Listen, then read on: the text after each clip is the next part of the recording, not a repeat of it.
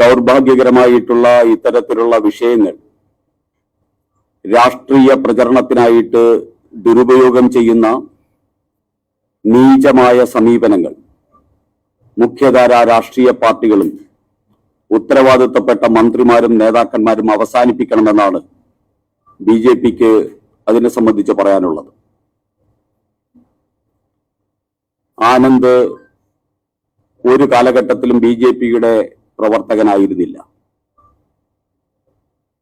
അദ്ദേഹത്തിന് ബി.ജെ.പിയുടെ ചുമതലയും ഉണ്ടായിരുന്നില്ല. അദ്ദേഹം ബി.ജെ.പിയുടെ സ്ഥാനാർത്ഥി പട്ടികയിൽ വന്നിട്ടുള്ള ആളുമല്ല. ബി.ജെ.പിയുടെ സ്ഥാനാർത്ഥി പട്ടിക ജനാധിപത്യ രീതിയിൽ ഏറ്റവും മാതൃകാപരമായിട്ടാണ് തയ്യാറാക്കുന്നത്. അതിനെ സംബന്ധിച്ച് ഇന്നലെ പാർട്ടിയുടെ ജില്ലാ അധ്യക്ഷൻ കേരള സമൂഹത്തിനോട് വളരെ വ്യക്തമായിട്ട് പറഞ്ഞു കഴിഞ്ഞു. ഞങ്ങൾ താഴെ തലത്തിൽ വാർഡ് തലത്തിൽ ഞങ്ങളുടെ പ്രവർത്തകർ ഒരുമിച്ചിരുന്ന് തയ്യാറാക്കുന്ന ലിസ്റ്റാണ് മണ്ഡലം തലത്തിലുള്ള സ്ക്രൂട്ടിനിക്ക് ശേഷം ജില്ലാ തലത്തിലുള്ള വിലയിരുത്തലിന് ശേഷം സംസ്ഥാന അധ്യക്ഷന്റെ അനുവാദത്തോടുകൂടി പ്രഖ്യാപിക്കുന്നത്. ഇത്രയും ജനാധിപത്യപരമായിട്ടുള്ള ഒരു പ്രക്രിയ ബി.ജെ.പിയിൽ അല്ലാതെ മറ്റൊരു രാഷ്ട്രീയ പാർട്ടിയിലും നടക്കുന്നില്ല എന്ന് ബി.ജെ.പിക്ക് അഭിമാനത്തോട് പറയാൻ സാധിക്കും. അത്തരത്തിലുള്ള ഒരു പ്രക്രിയയിലും ആ യുവാവിന്റെ പേര് വന്നിട്ടില്ല. അങ്ങനെ വരാനുള്ള ഒരു സാഹചര്യവും അദ്ദേഹം ബി.ജെ.പി പ്രവർത്തകനെന്ന നിലയിലോ നേതാവെന്ന നിലയിലോ അദ്ദേഹത്തിന്റെ പേര് വരാവുന്ന ഒരു സാഹചര്യവും നിലവിലുണ്ടായിരുന്നില്ല.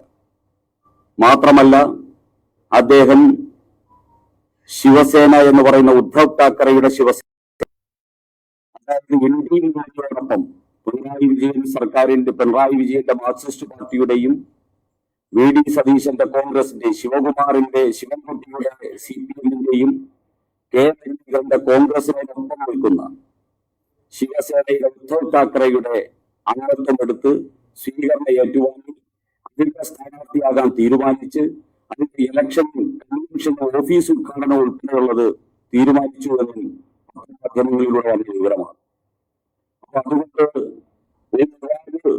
ആത്മഹത്യ ചെയ്ത ആ ദാരുണമാർന്ന അവസ്ഥയെ ബി.ജെ.പിക്കെതിരായിട്ടുള്ള കുപ്രചരണങ്ങളാക്കാനും ആരോപണങ്ങൾ ഉന്നയിക്കാനും ബി.ജെ.പിക്കെതിരെ അധിക്ഷേപം ചൊരിയാനുമുള്ള വേദിയാക്കി ബഹുമാന്യരായിട്ടുള്ള മാധ്യമ പ്രവർത്തകരും അതോടൊപ്പം തന്നെ ഉത്തരവാദിത്വപ്പെട്ട രാഷ്ട്രീയ പ്രവർത്തകരും മാറ്റരുതേ എന്ന് അഭ്യർത്ഥിക്കുകയാണ്. അദ്ദേഹം പരിപാടികളിൽ പങ്കെടുത്തിട്ടുണ്ടാകാം, അതിനെക്കുറിച്ച് അതൊരു തർക്ക വിഷയമല്ല.